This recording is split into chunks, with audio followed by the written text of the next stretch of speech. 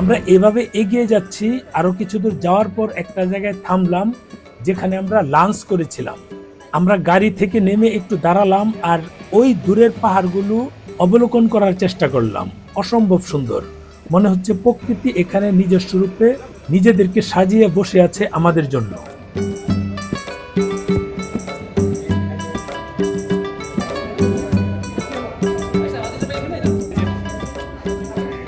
আমরা দোতলায় হোটেলে উঠে গেলাম। এখানে উঠে যে যার মতো খাবারের চিন্তা ভাবনা করছি। হোটেলটা বেশ ভালো, মনোরম পরিবেশ। রাস্তায় যাওয়ার সময় গরম পড়েছিল, কিন্তু এখানে গিয়ে সেটা শীতল হয়ে যায়।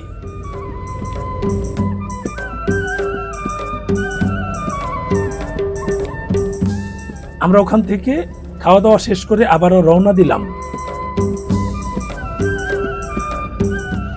আমরা এগিয়ে যাচ্ছি দীর্ঘ সময়ের পথ, প্রায় 7 থেকে 8 ঘন্টা।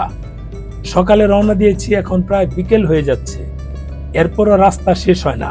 অনেক সময় এই রাস্তাগুলো 10 থেকে 12 ঘন্টা লাগে। কারণ হচ্ছে এখানে যানজট পড়ে। রাস্তায় যেহেতু কাজ হচ্ছে, প্রচুর যানজট হয়। সেই যানজট পেরিয়ে আমাদের যেতে হয়।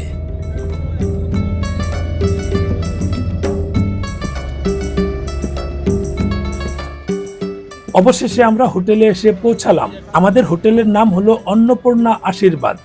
হোটেল ম্যানেজারের সাথে এসেই একটা ছবি তুলে নিলাম, কারণ আগেই তার সাথে যোগাযোগ হচ্ছিল।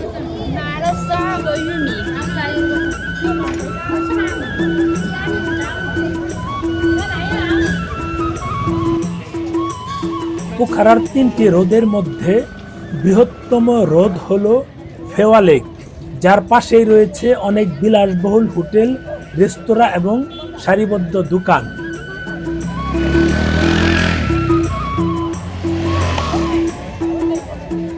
এর শান্ত হ্রদ, সবুজ উপকূলীয় রেখা এবং পর্বতের জন্য পোখারা বিখ্যাত। পোখারা নেপালের উত্তর পশ্চিম দিকে হওয়ায় এটি অন্নপূর্ণা সার্কিটের প্রবেশদ্বার হিসেবেও পরিচিত।